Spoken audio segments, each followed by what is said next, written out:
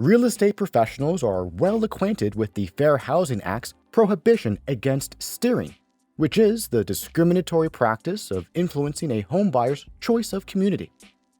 But did you know steering can also occur in the context of reverse mortgage origination? In 2013, the Department of Housing and Urban Development, HUD, issued a warning to lenders to avoid steering potential borrowers to specific reverse mortgage counseling agencies. In some cases, lender employees attended and even took an active role in the counseling sessions. Some lenders even provided advanced copies of borrower review questions used by reverse mortgage counselors.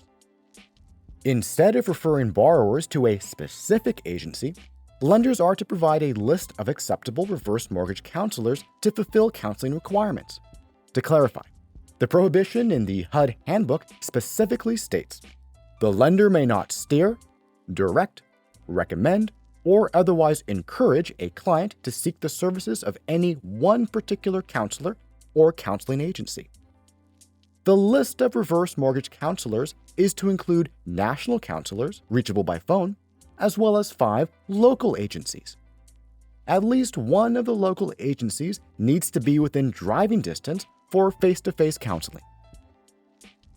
Further, lenders are prohibited from attending or participating in the counseling session.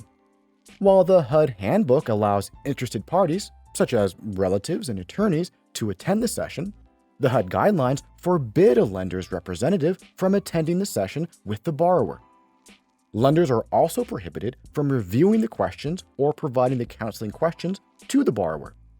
This interferes with the counselor's role in providing information to the borrower.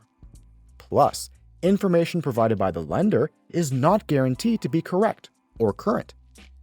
Similar to many non-traditional mortgage products, some of the most important consumer protection issues arise from an asymmetry of information. In other words, reverse mortgages are complicated, and many borrowers don't understand their terms. In a 2012 report to Congress, the Consumer Financial Protection Bureau found 3 main transparency issues with reverse mortgages. 1.